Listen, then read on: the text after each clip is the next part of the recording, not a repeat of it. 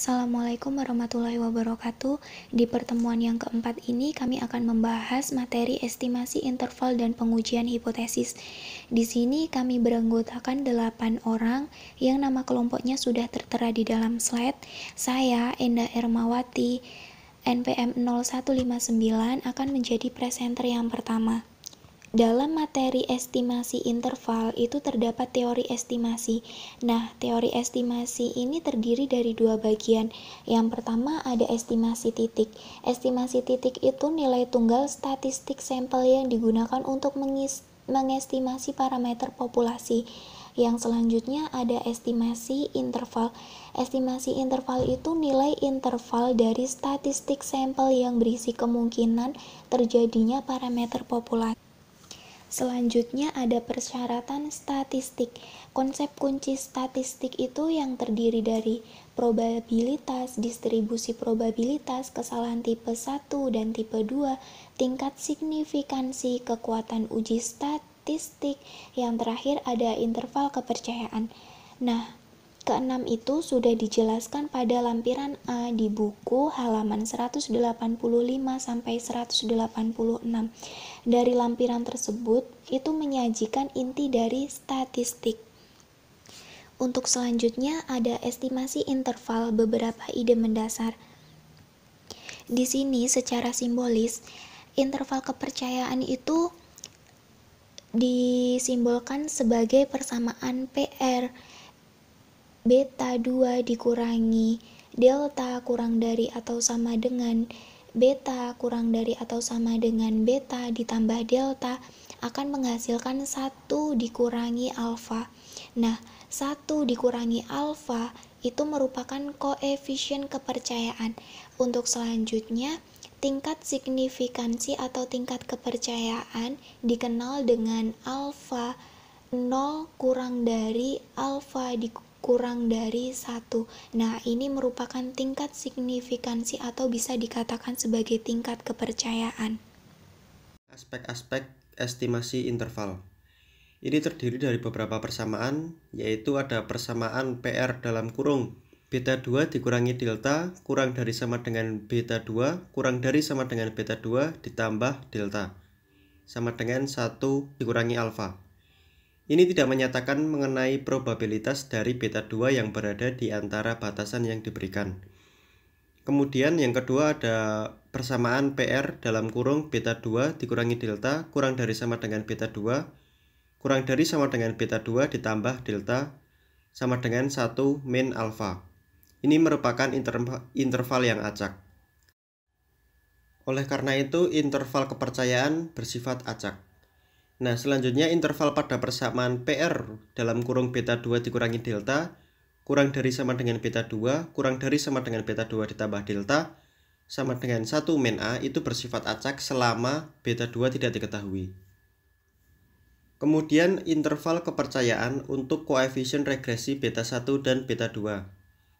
Yang pertama ada interval kepercayaan untuk beta 2. Nah, untuk asumsi kenormalan untuk UP, estimator OLS beta 1 dan beta 2 dengan sendirinya itu terdistribusi secara normal dengan rata dan varian S yang juga mengikuti. Kemudian ada interval kepercayaan untuk beta 2 adalah PR dalam kurung min T A per 2 kurang dari T kurang dari T sama dengan 1 min A. Sebagai catatan, TA per 2 itu adalah nilai dari variabel yang didapatkan dari distribusi untuk tingkat kepercayaan alfa per 2 dan DFN-2 yang seringkali disebut juga nilai kritis pada tingkat signifikansi alfa per 2. Rentang lebar dari interval kepercayaan proporsional terhadap standar error dari estimator, di mana semakin besar standar error itu semakin rentang lebar interval kepercayaan, atau jika diubah semakin besar, standar estimator semakin besar ketidakpastiannya dalam mengestimasi nilai sebenarnya dari parameter nilai tersebut. Selanjutnya, standar error dari estimator itu seringkali dijelaskan sebagai ukuran keakuratan dari estimator, atau seberapa tepat ukuran estimator dan nilai populasi sebenarnya. Kemudian ada interval kepercayaan untuk beta 1 dan beta 2 secara simultan.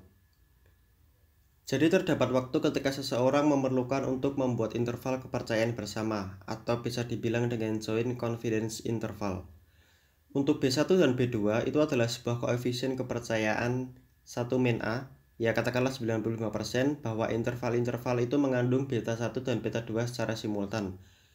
Atau bisa kita rumuskan dengan PR dalam kurung X kuadrat 1 min N per 2 kurang dari X kuadrat N per 2 sama dengan 1, yang mana nilai X kuadrat itu berada di tengah-tengah kedua pertidaksamaan, dan di mana X kuadrat 1 min A per 2 dan X kuadrat A per 2 adalah dua nilai dari X kuadrat atau nilai kritis dari X kuadrat memotong 100 dalam kurung alfa per 2% area ekor dari distribusi X kuadrat.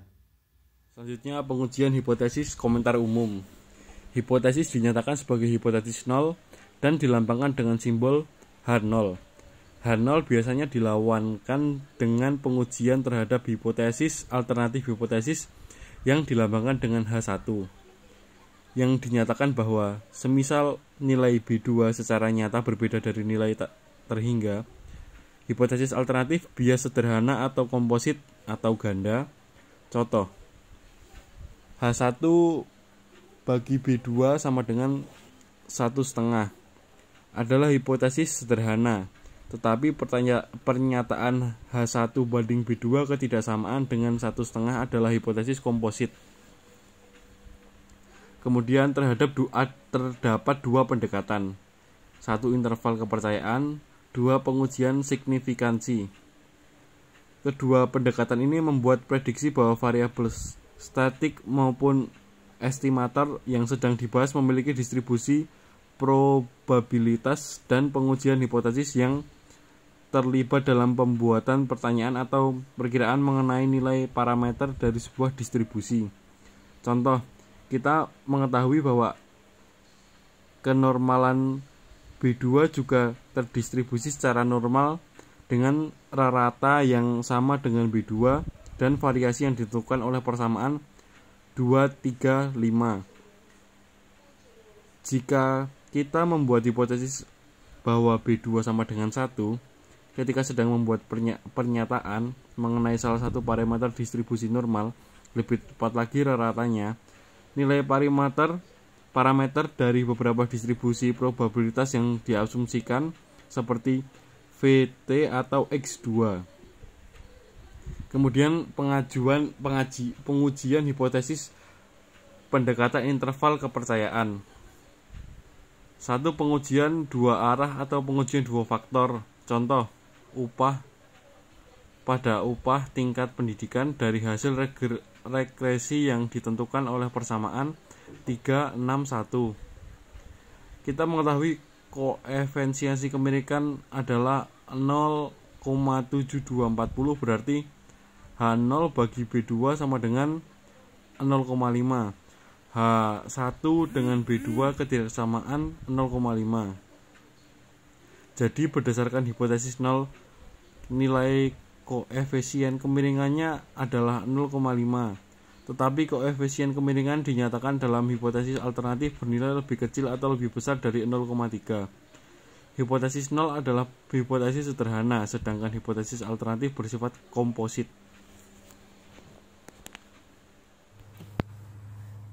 Untuk selanjutnya yaitu pengujian satu arah atau satu ekor. Kita memiliki perkiraan atau ekspektasi teori yang sangat kuat atau ekspektasi berdasarkan beberapa pembuktian empiris sebelumnya bahwa hipotesis alternatif itu satu sisi atau berarah tunggal dibandingkan dua arah. Pembuktian empiris sebelumnya kemiringan lebih besar dari 0,5. Walaupun prosedur untuk menguji hipotesis ini dapat dengan mudah diturunkan dari persamaan, mekanisme sebenarnya dapat dijelaskan lebih baik dengan pendekatan uji signifikansi yang akan dijelaskan sebelumnya. Analisis regressi dan analisis varians. TTS sama dengan ESS plus RSS. Berkaitan dengan tiap jumlah kuadrat adalah derajat kebebasannya atau DF. TTS mempunyai derajat kebebasan N-1 karena kehilangan 1 derajat kebebasan dalam menghitung rata-rata sampel. RSS memiliki derajat N-2 ESS mempunyai 1 derajat kebebasan sebagai akibat dari ESS dengan rumus di bawah ini. Mengikuti distribusi T dengan derajat kebebasan N-2. Oleh karena itu, distribusi T dapat digunakan mendapatkan selang keyakinan sebenarnya dengan cara sebagai berikut. Bisa dibaca. Sehingga 67,8965 kurang dari sama dengan E dalam kurung Y atau X sama dengan 100, jadi kurang dari 82,8325 sama dengan 59. Jadi dengan mengingat XO sama dengan 100, dalam penyempelan berulang akan meliputi nilai rata-rata yang sebenarnya. Penaksiran terbaik tunggal dari nilai-nilai rata-rata sebenarnya adalah penaksiran titik 75,3676. Berikutnya, ramalan dengan menggunakan garis regresi linear sederhana. Ramalan pada dasarnya merupakan perkiraan terjadinya suatu kejadian peristiwa untuk waktu yang akan datang. Ada perkiraan jangka pendek, ada juga ramalan jangka panjang, short term and long term forecasting. Ramalan produksi, penjualan, ekspor, penerimaan negara, pendapatan nasional, konsumsi, dan variabel ekonomi lainnya sangat diperlukan untuk dasar perencanaan. Ada 2 macam ramalan untuk variabel tidak bebas Y, yaitu ramalan untuk rata-rata Y dan individu Y nilai X tertentu. Katakan sama dengan untuk selanjutnya kita sebut ramalan rata-rata Y atau ramalan Y dan ramalan individu Y. Y sama dengan expected Y merupakan rata-rata. Dalam praktiknya, meramalkan Y juga lebih mudah daripada meramalkan individu Y, sebab rata-rata Y kurang bervariasi dibandingkan Y. Ramalan rata-rata Y atau Y rumusan perkiraan interval untuk dengan tingkat keyakinan sebesar buka kurung 1 min tutup kurung sebagai berikut. Kurang lebih tambah ramalan individu Y. Rumus perkiraan interval individu Y dengan tingkat keyakinan sebesar 1 buka kurung 1 min tutup kurung sebagai berikut. Kurang lebih tambah. Baik, selanjutnya ada interval hipotesis. Interval hipotesis ini ada 3. Yang pertama, adanya fluktuasi sampling atau perkiraan tunggal B akan berbeda dengan nilai sebenarnya B. Yang kedua, ingat konsep E dalam kurung B sama dengan B. Yang ketiga, dalam statistika, tingkat kepercayaan atau reliability, pemerkiraan tunggal diukur oleh standar error atau varian. Selanjutnya ada interval estimasi. Agar estimator sampel B1 yang sedekat mungkin dengan estimator populasi B1, digunakan interval estimasi yang dihitung menggunakan distribusi T. Untuk B1 banding B1 kurang lebih Tn kurang K F2 SE BI. Kemudian ada pengujian hipotesis koefisien regresi parsial. Prosedur uji T dengan status sisi. Membuat hipotesis melalui uji satu sisi. HO banding B1 sama dengan 0 dan HA banding B1 lebih kecil dari 0. Yang kedua ada menghitung nilai statistika T dalam kurung T statistika dan mencari nilai T kritis dari tabel distribusi T pada A dan degree of freedom tertentu, di mana T sama dengan dalam kurung B1 min B1 pangkat bagi SE dalam kurung B1. Yang ketiga ada membandingkan nilai T hitung dengan T kritisnya. T hitung lebih besar T kritis dibanding tolak H0 atau terima HA. Yang kedua T hitung lebih kecil T kritis dibanding terima H0 atau tolak HA. Selanjutnya yaitu melaporkan hasil dari analisis regresi. Ada beberapa cara untuk melaporkan hasil dari analisis regresi, yang contohnya menggunakan upah tingkat pendidikan dari bab 3. I1 sama dengan min 0,0.44 plus 0,7240 X1. SE sama dengan dalam kurung 0,9317 tutup kurung dari 0,700 tutup kurung. R2 pangkat 2 sama dengan 0,9065. T sama dengan dalam kurung min 0,0154 tutup kurung dalam kurung 10,3428 tutup kurung. DF sama dengan 11. P sama dengan dalam kurung 0,987 tutup kurung dalam kurung 0,000 tutup kurung. F 111 sama dengan 108,30. Dalam persamaan 5.11.1, bilangan yang berada dalam kelompok bertanda kurung pertama adalah estimasi standar error dari koefisien regresi. Bilangan dalam tanda kurung kedua adalah nilai estimasi T hitung dari persamaan 5.3.2 di bawah hipotesis 0 yang menyatakan bahwa nilai populasi sebenarnya dari setiap koefisien regresi individu adalah 0. Misal 10,3428 sama dengan 0,7240 dibagi 0,0700 tutup kurung, dan bilangan dalam kelompok ketiga adalah estimasi dari nilai P. Jadi untuk DF11 probabilitas dari memperoleh nilai T sebesar 10,3428 atau lebih sama dengan 0.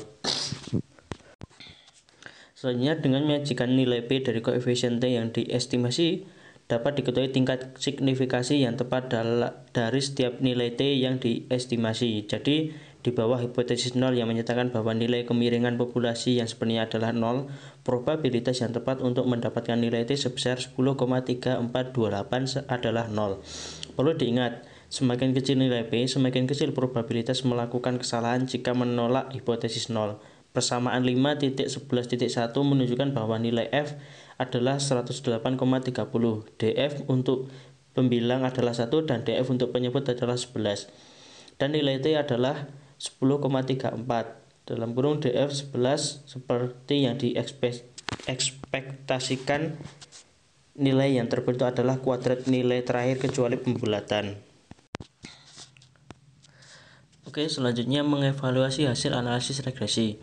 Untuk menjawab pertanyaan, sebaik apakah model yang sesuai maka membutuhkan kriteria. Pertama, apakah tanda dari koefisien estimasi sesuai dengan teori atau ekspektasi yang terlebih dahulu dibuat. Dalam studi sebelumnya, beta 2 dalam contoh upah tingkat pendidikan seharusnya positif, dan dalam contoh telah disajikan. Kedua, jika teori mengatakan bahwa hubungan tidak hanya harus positif, tetapi juga bukanlah 0 secara statistik. Seperti yang telah dibahas di 5.11, koefisien tingkat pendidikan tidak hanya bernilai positif, tetapi secara statistik signifikan terbukti bahwa 0 nilai P dari nilai T yang diestimasi sangatlah kecil. Hal yang sama juga diaplikasikan dalam koefisien intercept.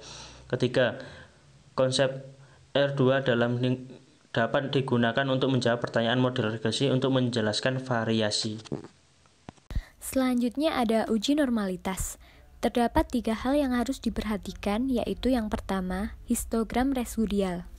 Histogram residual adalah sebuah grafik sederhana yang digunakan untuk mempelajari bentuk fungsi densitas probabilitas atau PDF dari sebuah variabel acak. Yang kedua yaitu pola atau plot probabilitas normal yang digambarkan dalam grafik. Sebuah grafik pembanding sederhana untuk mempelajari mengenai bentuk PDF dari sebuah variabel acak adalah NPP yang menggunakan normal probability paper, sebuah kertas grafik yang dirancang secara khusus. Yang ketiga yaitu uji normalitas Jar-Kubera. Adalah sebuah asimptotik atau pengujian dengan sampel berukuran besar. Selanjutnya yaitu histogram residual yang sudah saya jelaskan tadi, sebuah grafik sederhana yang digunakan untuk mempelajari bentuk fungsi densitas, probabilitas, atau PDF dari sebuah variabel acak. Pada garis horizontal, nilai dari variabel yang ingin dicari, misal residu OLS, dibagi ke dalam interval yang sesuai, dan setiap kelas interval dibentuk bujur sangkar dengan tinggi yang sama dengan jumlah observasi pada kelas interval, misalnya frekuensi.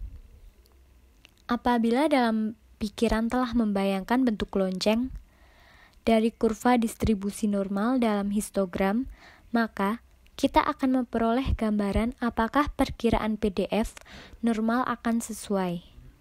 Untuk regresi upah tingkat pendidikan, histogram residual ditunjukkan pada figur 5.7. Diagram ini menunjukkan bahwa residual tidak secara sempurna terdistribusi normal. Untuk sebuah variabel yang terdistribusi normal, skewness, kemiringan, atau ukuran simetri seharusnya bernilai 0 dan kurtosis, keruncingan, yang mengukur seberapa tinggi atau pendek kurva distribusi normal tersebut dari kurva seharusnya bernilai 3. Cukup sekian dan terima kasih presentasi dari kelompok kami. Apabila ada kekurangan atau salah kata, kami mohon maaf.